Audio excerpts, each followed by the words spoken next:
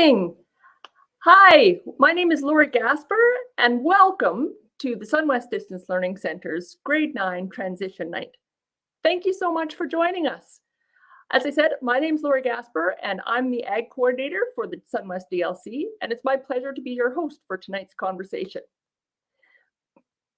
Thanks so much for making time for us. We're going to spend about 30 to 40 minutes talking about what you can expect as you move from grade 9 into high school.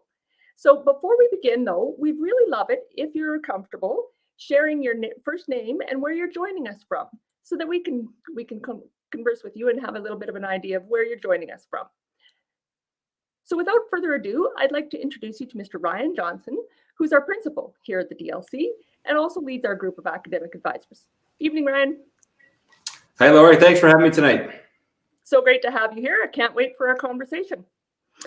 So Ryan, can you tell us, before we jump into the presentation, a little bit about what we can expect to cover tonight? You bet. So Lori, as you know, we've got a team of what we call academic advisors here at the DLC. And what their role is here is to help our students create a graduation plan. So what a graduation plan is it kind of tracks all of the different credits that a high school kid is going to take when they go through high school. It allows the students to plan all of the courses they're going to be taking with us. So as they move from grade 9 into grade 10 and grade 10 into 11 and 11 to 12 and so forth, our academic advisors are there to give advice and to help those students make those course selections. Fantastic. That's awesome. So I'm going to turn it over to you, Ryan, in just a minute. And I can see we've got some people joining us from Saskatoon and Seaman, Saskatchewan. So that's great. Thank you guys very much for joining us here tonight. We're going to do things a little bit differently than usual.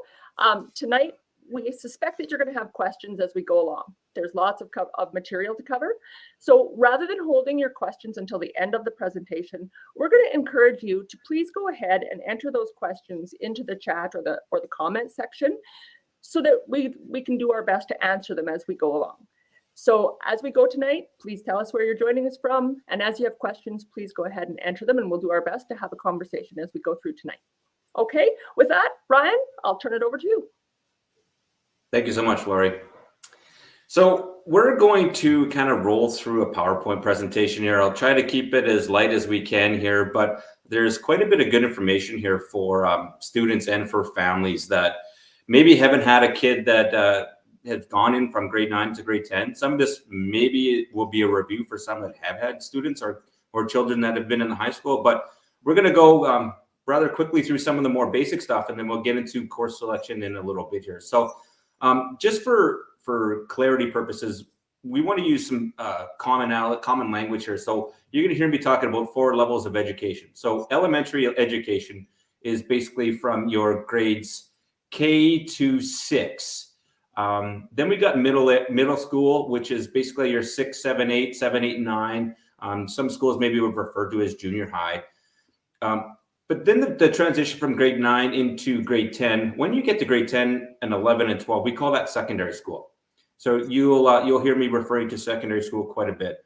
And then once a student is to graduate grade 12 or to graduate from our school here at the DLC, they'll be moving on to maybe post-secondary from schooling. So that could be anywhere from universities or colleges or trade schools.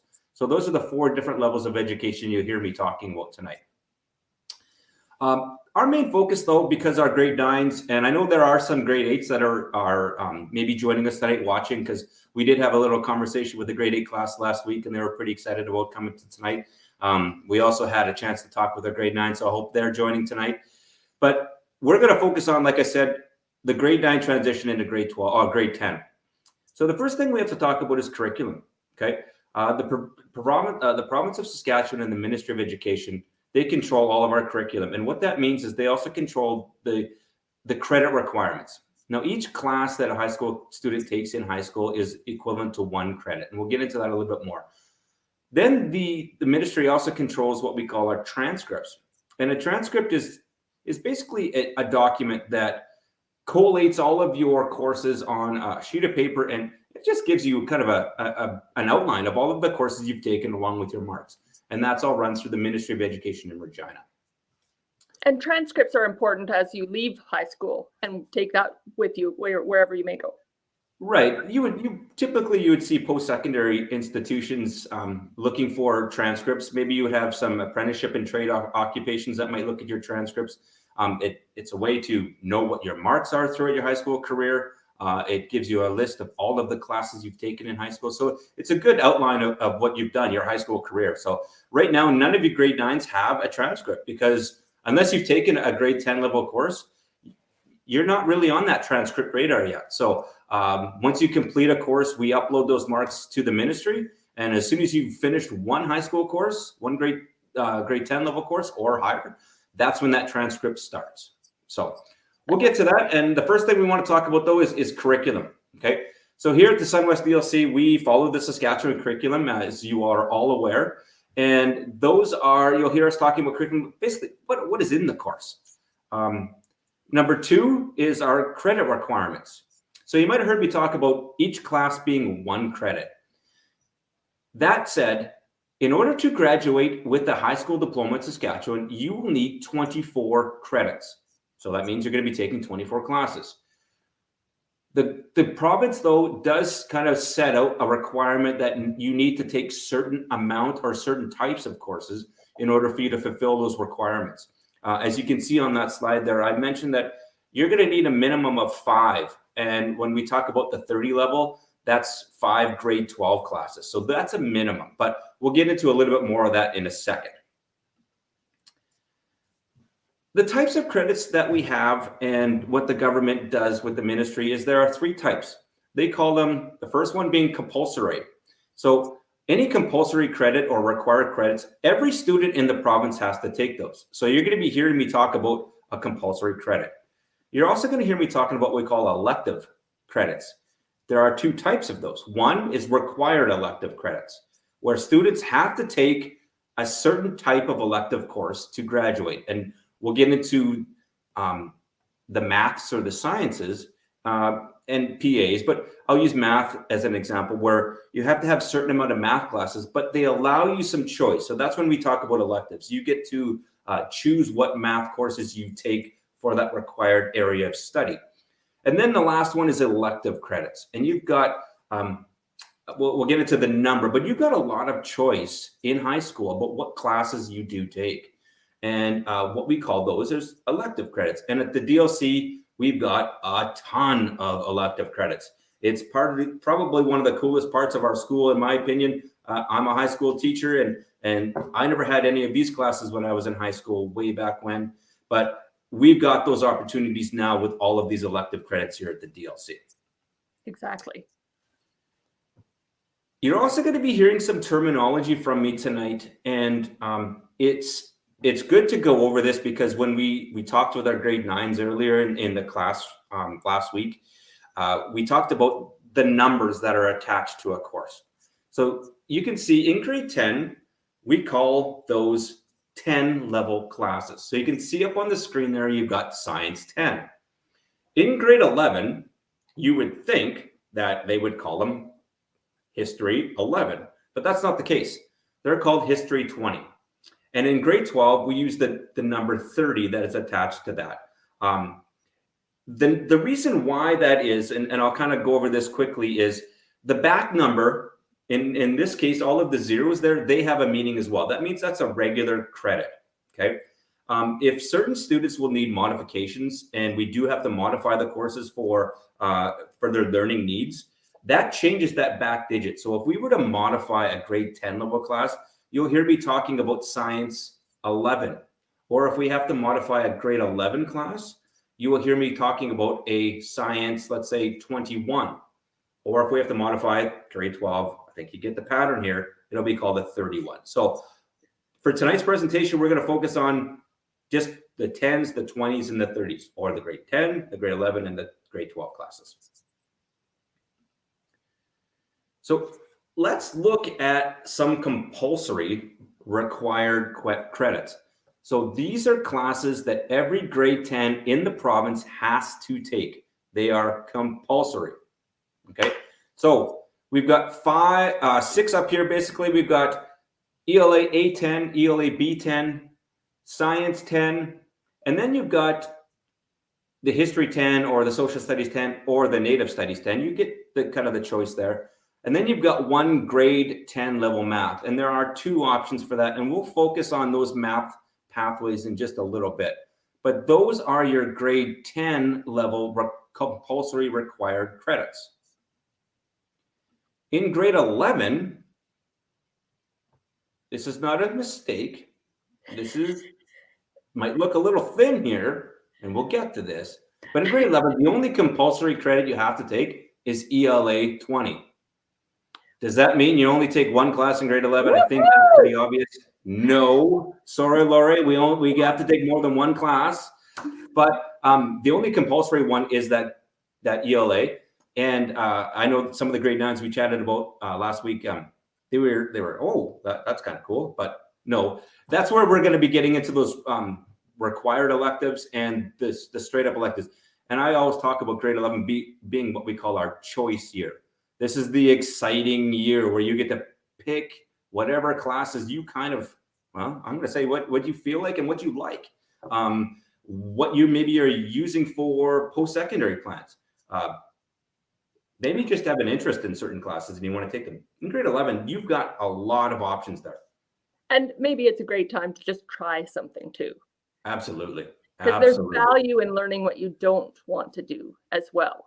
You betcha. Yeah. And we do have, like I mentioned at the start, we have a lot of elective courses here at the DLC, and we'll touch upon all of those electives in just a little bit. Great. In grade 12, the compulsory classes that you have to take, you've got to take the ELA A30, the ELA B30, and then you've got to take one of either Canadian Studies 30, Canadian Studies History 30, or the Native Studies 30. So those are our compulsory required classes. Now, the next one is our required electives. Remember, this is electives, but there is hey, we got to choose between this, or this. So the first one is a math class. So in order to graduate, you need a minimum of one math class at the 20 or the 30 level. Okay. You also need a minimum of one science credit at the 20 or 30 level. You will need a social science. Some examples are listed there. You've got history 20, psychology 20, psychology 30, law 30. Those are some examples there. You need one of those. And you will also need either wellness 10, phys ed 20, or phys ed 30.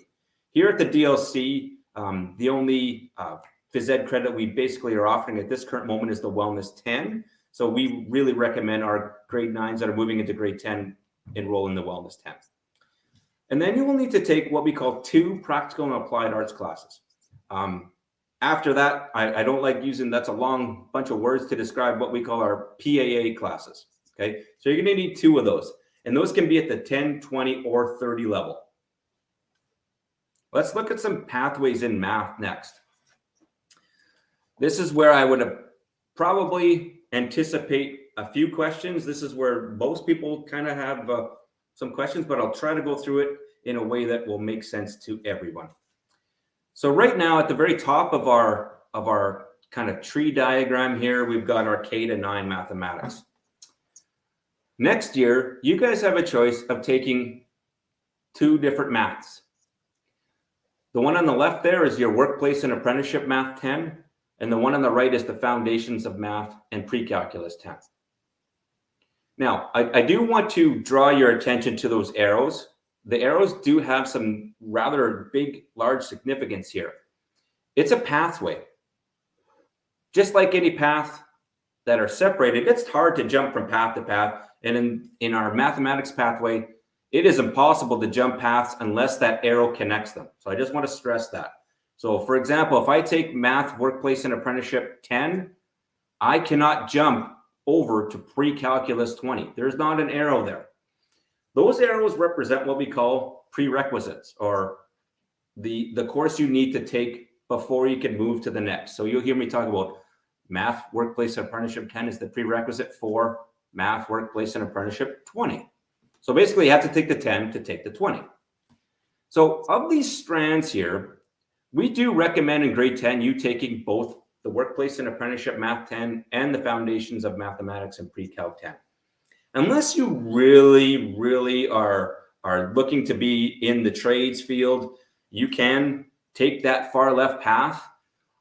My recommendation is that you give them both a try in grade 10. And if you don't like one of them, well, we can make that plan and adjust that plan when you go through grade 11 and grade 12. But in grade 10, me personally, and I'm an old senior math teacher, I would recommend taking both just to see which one you like best. If you are someone that's maybe planning on going to post-secondary, maybe you want to become an engineer. Okay? And I'm going to focus on engineers because the engineers take the right-hand path, but the right hand in the middle. So if you're really loving math, you're a math geek nerd like myself, my path that I would have chosen in high school, I would have done the foundations of pre-calc 10. I would have moved into that middle portion there and took pre-calc 20, pre-calc 30, and the geek in me loves calculus 30. That's my engineer, senior math, senior science, nerdy path. Is that for everybody? No, not at all. Does everyone need to take it? Nope, not at all. It all depends on what you want to do when you graduate from high school. And that's why our academic advisors are going to be key here, because they're going to have these conversations with your kids and ask that hard question. What do you want to do when you graduate high school? Do you want to become a dentist? Do you want to become an engineer?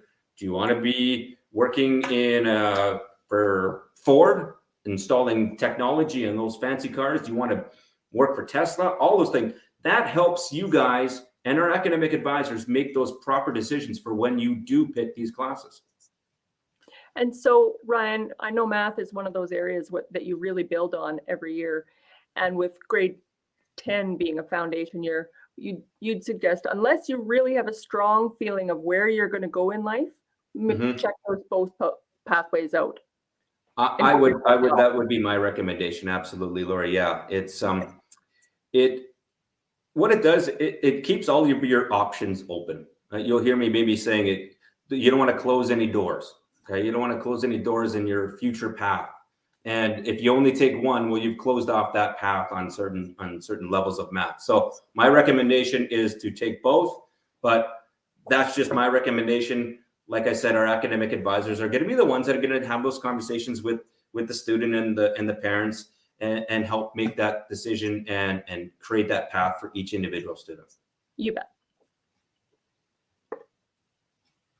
Next up is our science pathways. It's a little different. In grade 10, you have to take science 10. Like I mentioned before, that was one of our compulsories. And then you got to take at least one more at the 20 or 30 level. So on your left-hand side there, you've got a pathway of the computer science 20 path, which leads into computer science 30. It's a pretty individualized program. As you can see, it doesn't have any paths leading to any other subjects. In grade 11, you also have the option of health science 20, environmental science 20, and physical science 20. Each one leads into a certain group into your grade 12 classes. The health science leads into biology 30. You can see environmental science, it leads to biology 30 and the earth science. And then physical science leads to earth science, physics 30, and chemistry 30. Are there any questions with the math pathways or the science pathways so far? I've been kind of going through them rather quickly. Oh, fantastic. Caledonia has a question. I hope I got your name right. What math do you take to be an accountant? Great question. Ashley, if you can back up one slide, please. We can look at the math pathways if possible. All right. So for an accountant, what I would recommend is that middle pathway that I was referring to with the pre-calc 20, the pre-calc 30, and the calculus 30. Reason being, when you do take your first year accounting, you're going to be asked to take what it's called Math 110.3 in university. This is for the University of Saskatchewan, mind you. And the Math 110.3 is a very, very similar class to the Calculus 30 that we offer here at the DLC. So it's a very good prep class for when you do go into that university accounting. You'd still be able to enter accounting if you were to do the right-hand column there, the foundations 20 and the foundations 30. But my advice, being a senior math teacher, would be that middle pathway for the accountant. Fantastic.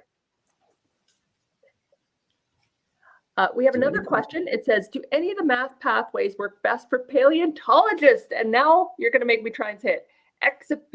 Expinosaurus. Well, I'm not going to say it. I'm glad you tried. Fantastic. Paleontologists, which math do you think they need to know? That's a great question. I'm not going to Expinosaurus. My recommendation for the paleontologist, I was also, like I mentioned, I'm a giant nerd, so I did take biology in university as well. I majored in biology. And confirm. Yeah. So I do know the answer to this question as well. Is that either pathway of the far right-hand side or the middle pathway would work for paleontology. Depending on what other science classes you're interested in, there are some biology classes that you will have to take with some genetics that you will need some Foundations 30 math courses that you would probably want to have under your belt. Calculus is not something you would necessarily need to take, but it doesn't hurt. If you like math, it's a good pathway. If you're not so much in love with math, who are those people? You would do that right-hand side, the Foundations 20 and Foundations 30. But the paleontology class, I'm going to quickly touch on that science pathway.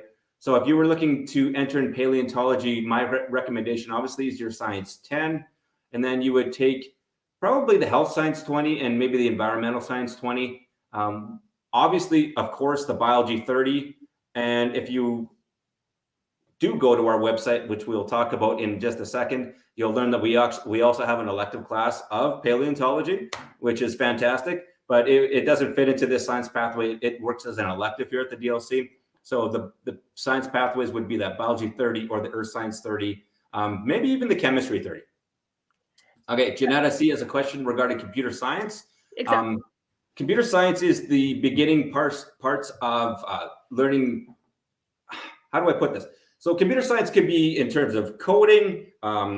If you've ever heard of actuary, which is someone that could take the data from insurance companies and do rate versus risk, all those types of things. Some of the computer science programs there will touch on that.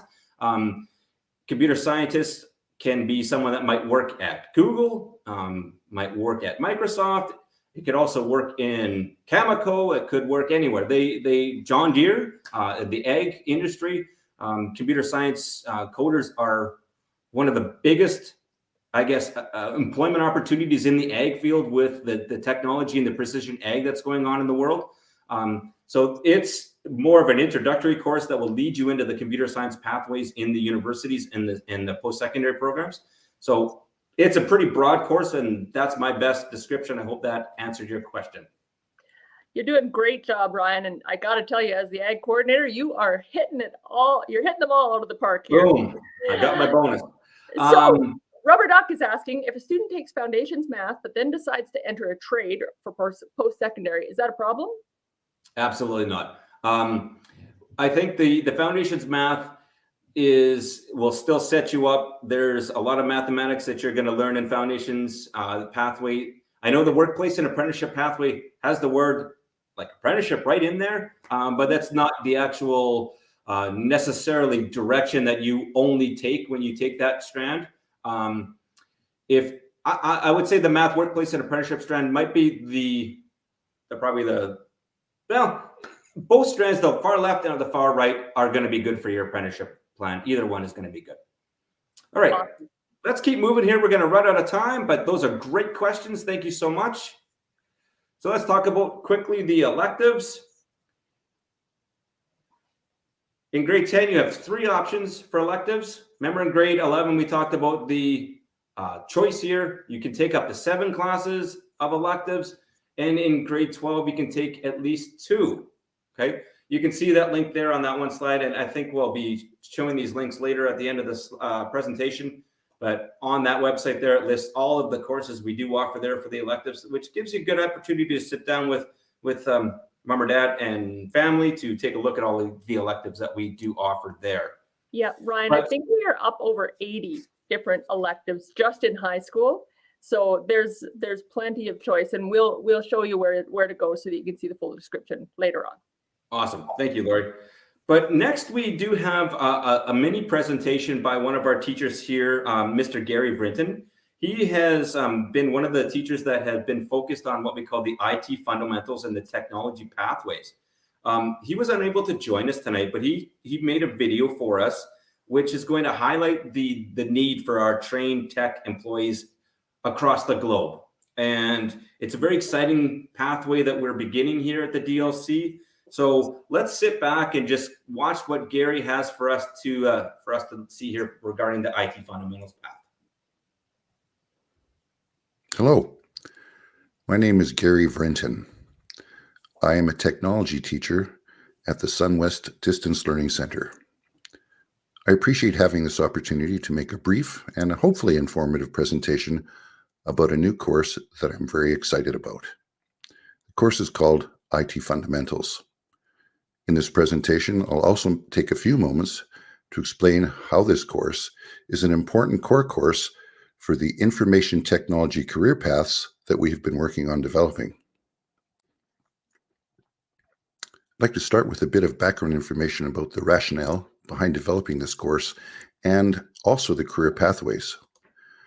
There continues to be expansive growth in several new and emerging technologies. In fact, it's hard to imagine any current or future career that is not in some way affected by technology.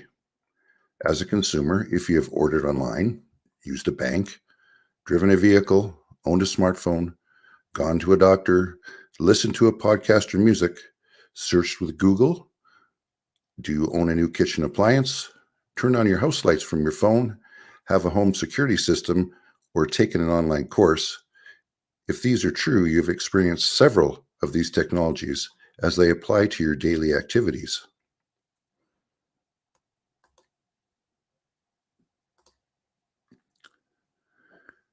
There are many statistics that show that there is a shortage of skilled professionals, not only in Saskatchewan, but across Canada and worldwide. This trend will continue well into the future while industries such as agriculture, medicine, finance, resource management, and marketing use the latest technology to improve efficiencies. Indeed, the future is very promising for anyone interested in a career in technology.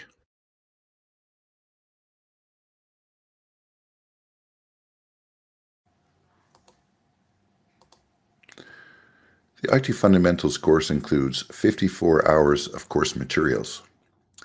Included in this are 40 hours of exam prep materials to help you study for the CompTIA and the Test Out certification. Upon completion of the course, a student will receive the the Test Out certification and have the option of writing the CompTIA ITF Plus certification exam. And I'll speak more to the certification exams later on in this presentation. The course layout the content includes information technology basics, which are digital data and media formatting and digital media careers, a study of computer hardware, computer software, including operating systems and software troubleshooting, internet technologies, the World Wide Web and the Internet of Things, networking, how networks work and setting up and troubleshooting a network, including your home network. Databases, working with databases is one component of the course. Programming includes an introduction to JavaScript and also an introduction to HTML and web design. Information systems includes collecting, storing, and using data. And cybersecurity, looking at security threats, authentication, and network security. An important aspect of the course is that each unit has a career component where you'll be able to provide with an opportunity to learn what many of the career opportunities are in each area, to find out if there's one area that you really enjoy, and if that's something you might want to pursue through one of our pathways. Where possible, we've included the opportunity for students to write certification exams throughout the courses within the career pathways, including the IT Fundamentals course. CompTIA IT Fundamentals is an industry standard for an introduction to basic IT knowledge and skills. This course establishes an IT education framework for students in middle school and high school who are looking to get into IT. It's the only pre-career certification that helps students determine if they have a competency for information technology and if it's the right career path for them.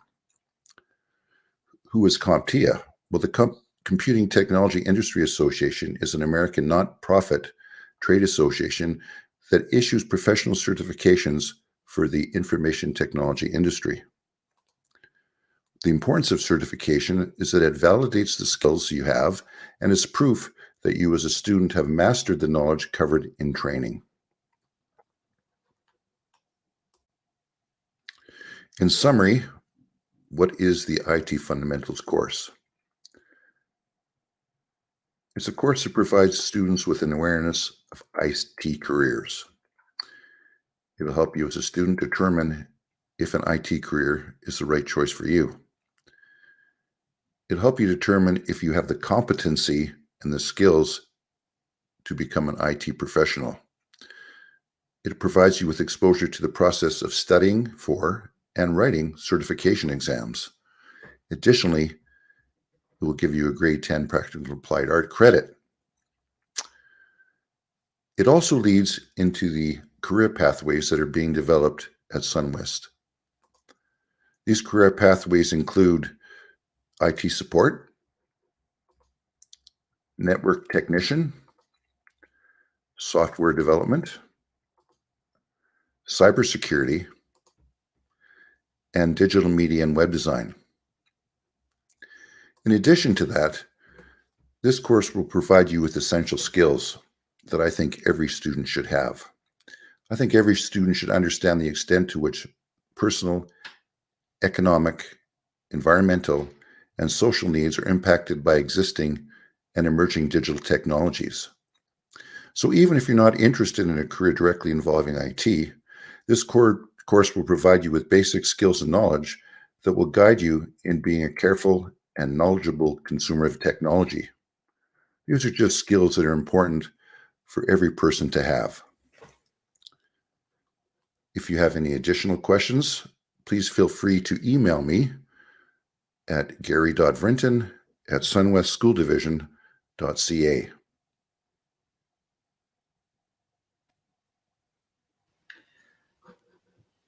Thank you for that presentation, Gary.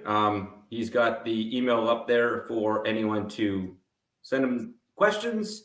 If you feel that you have some more learning to do in the IT Fundamentals pathway, there you go. Email Gary. All right, let's keep going. All right, this is kind of the fun part where kids get to look at all the different choices and classes we have here at the DLC. Let's look at them. All right. So our grade 10s, I'm not going to read them all because you'll get bored, but there's a whole bunch of them here. We've got Ag and Sustainable Foods 10. You've got Cow Calf 10, Construction 10, Field Crop 10, IT Fundamentals, Mechanics, lots of cool different courses that you probably haven't had a chance to take yet in your K-9 schooling. Pretty cool. Exactly. I think grade 11s. Sorry, Ryan. I was just going to say, whether you're into thinking about business, there's some business type electives, there's ag type electives, there's trades, there's lots of different options for people to try out. You bet. And we're going to look at more of those in grade 11. So like Lori said, in the grade 11, we've got, hey, look, there's accounting 20 for that question earlier. We've got our ag courses showing up again, our trades courses with auto bodies. Some of those courses in the auto bodies and the trades do have a work placement as well. Depending on where you live in the province, we'll be able to set up a work placement for you to do to test your skills right in the shop there. You can see we've got computer animated drafting, psychology 20, like we mentioned before, one of those social sciences, paleontology showing up there. We also got the power engineering pathway there. Leadership 20, lots of cool electives for you to choose from when you get that choice here in grade 11. I know my and in daughter. grade 12, it's the, sorry, Lori, was there a question? No, I just say my daughter just finished up forensic science and she was working with footprints and working with different evidence, and the shirt that she had to take off and test for dust. It was cool. Yeah, they do some fingerprint analysis, some DNA analysis there, blood splatter. It's pretty cool. Yeah. Just like CSI. So grade 12, we've got, like grade 11, a whole bunch of them there that, like Lori said, even before, we've got our trades, our science electives there with some of the, you can see the astronomy course there, Cal-CAF, the exercise science is another one we haven't touched upon, exercise science. Some of the grade 9s were asking me questions regarding that when we touched upon that in the kind of the pre to this presentation. So you're looking at the study of movement and the study of how the body moves when in sports or in exercise. So that's a pretty cool course. Food studies, visual art. If you're thinking about going into education in the province of Saskatchewan, Visual Art 30 is a course that you probably will want to take. It's one of the requirements for education. That's been kind of a new requirement over the last 4 years. So that's a course that we offer here for those students to get that requirement if they want to become a teacher. So those are our grade 11, 10, 11, and 12 electives. I keep interrupting you, Ryan. I also think it's really neat that we also offer power engineering, which we have basically a 2-year program where students, if that's your interest, you could leave high school with certification as a class 4 power engineer. So just again, something if you're interested that you can check out. Yes, absolutely. Good point, Laurie. Thank you for that. All right, that next slide, Ashley, if you wouldn't mind bringing it up. This is what our academic advisors use.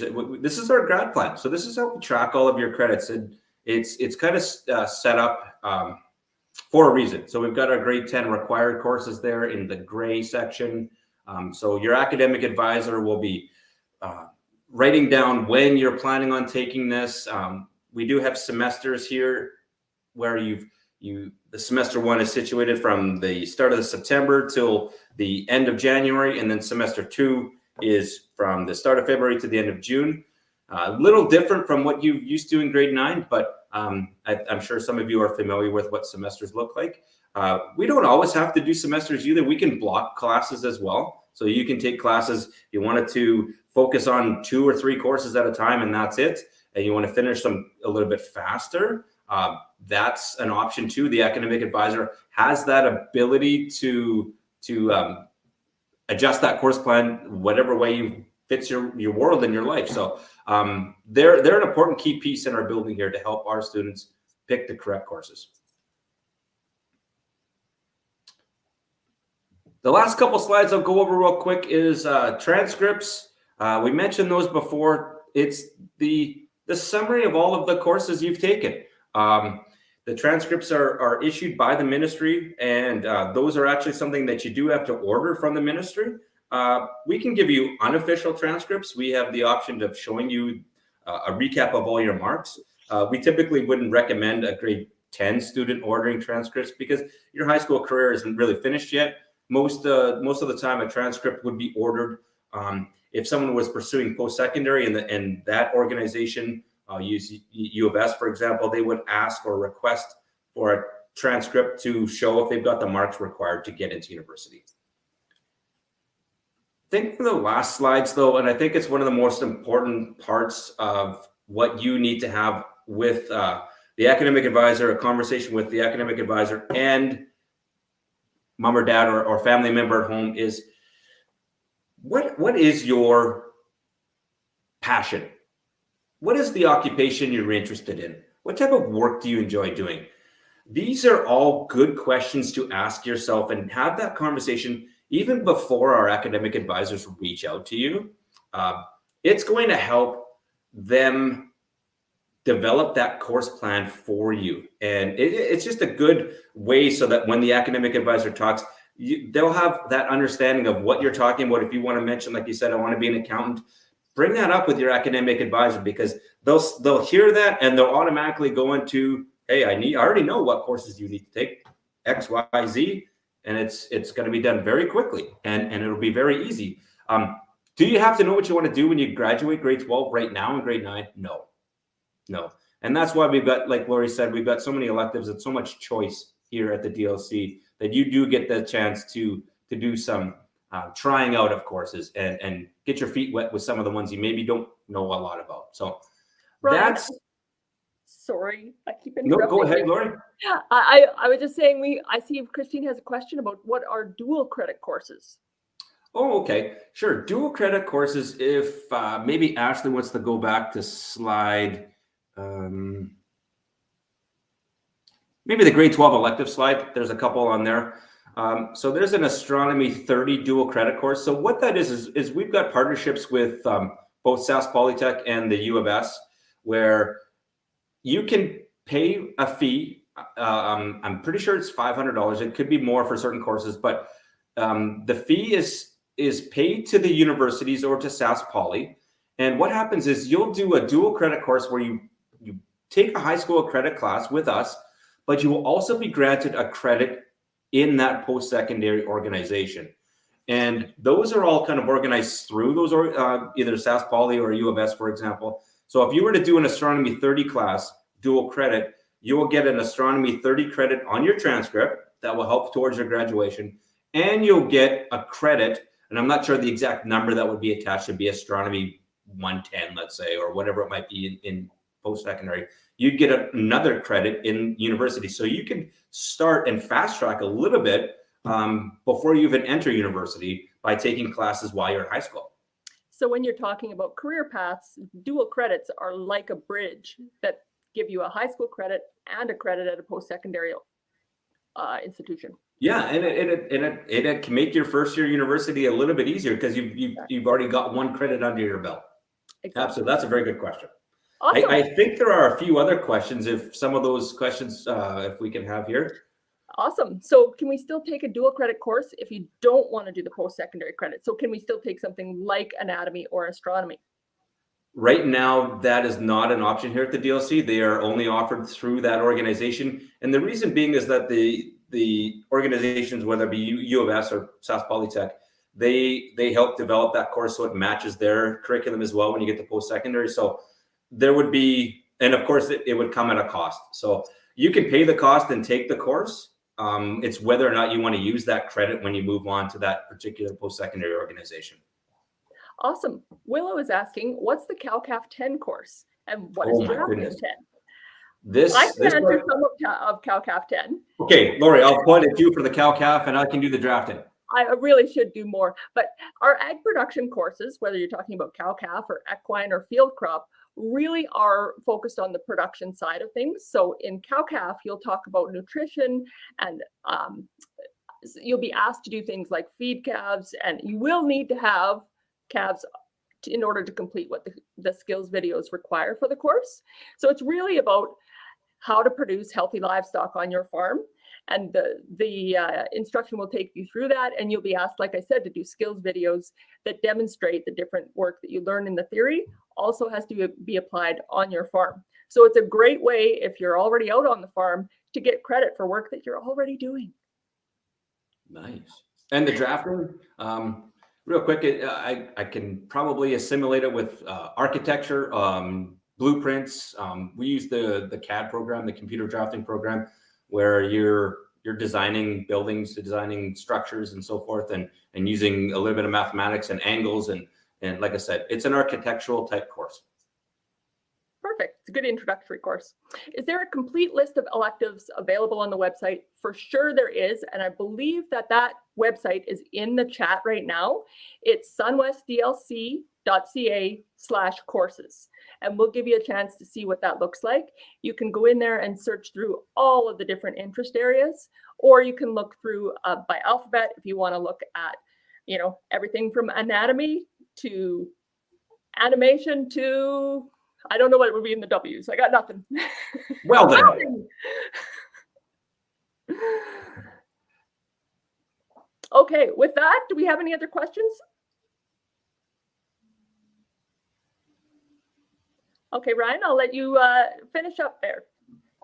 Well, I think if there's no other questions, I just want to mention that our academic advisors are already in the beginning stages of making your grad plan.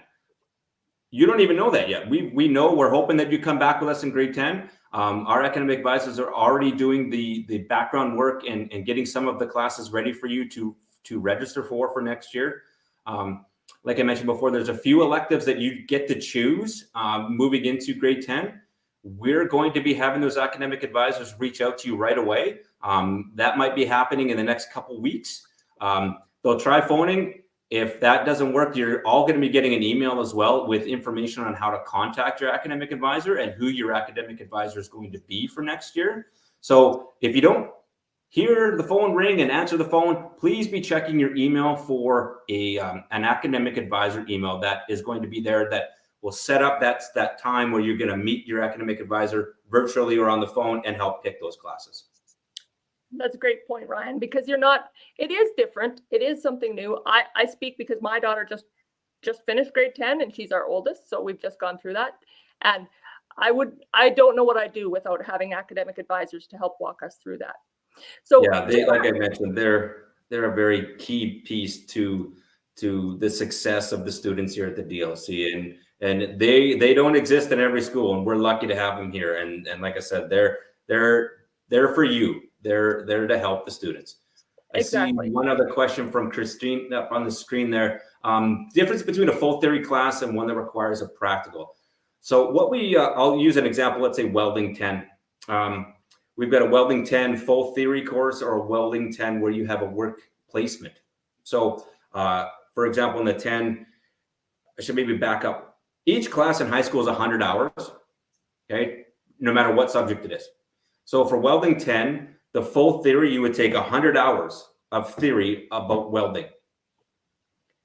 If you're taking one with a work placement in the 10 levels, you would do 75 hours of theory, 75 hours of work on the computer, booklets, and then 25 hours in the workplace. And that would be probably made up of 3 8-hour days, 24, 25 hours. So you'd actually get to test out those skills in an actual shop, doing welding, putting down the shield and making that bead move. So that's the difference between full theory and the work placement.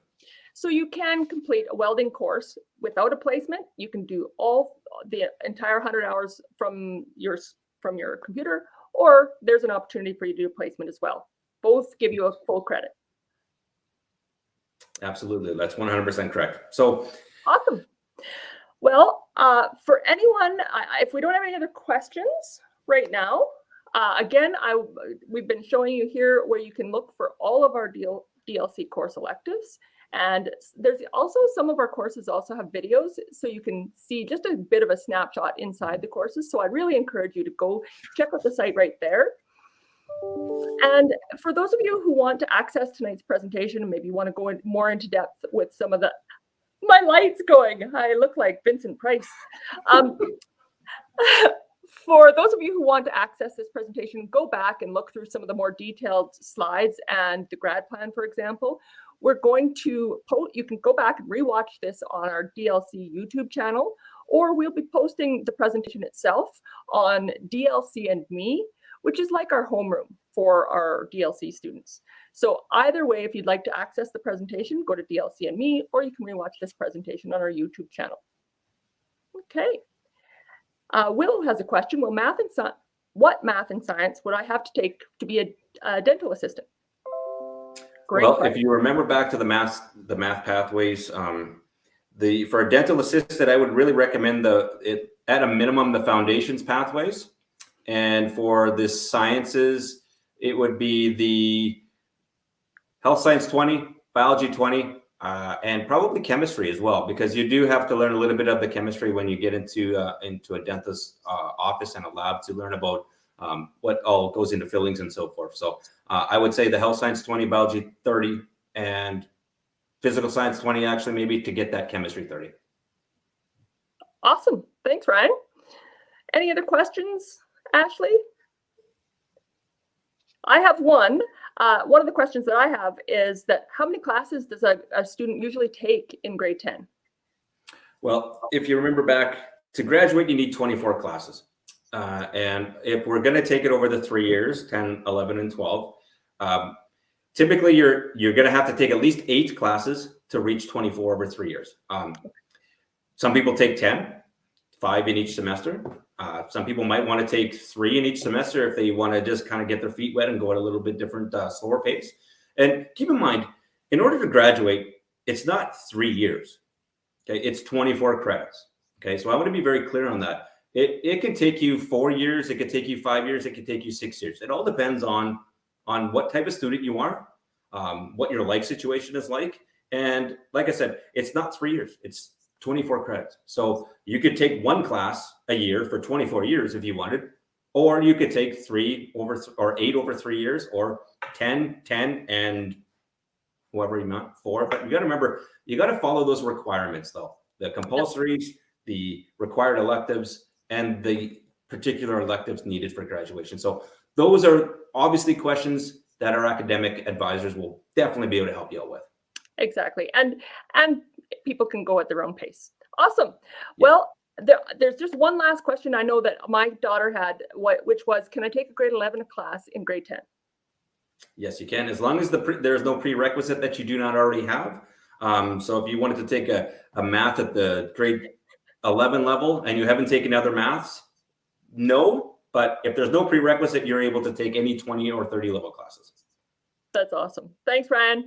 Thank you so much. I think there's been a lot here tonight. I really appreciate your time. I appreciate everybody's time from home.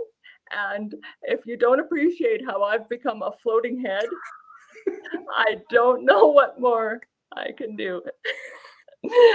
I've really enjoyed tonight. Thank you guys so much. Appreciate it very much. We're going to post this to our YouTube channel. It'll be on DLC and me. And if you have any other questions, please reach out to your academic advisor. With that, thanks and good night. Thank you, everybody. Good night. Woo!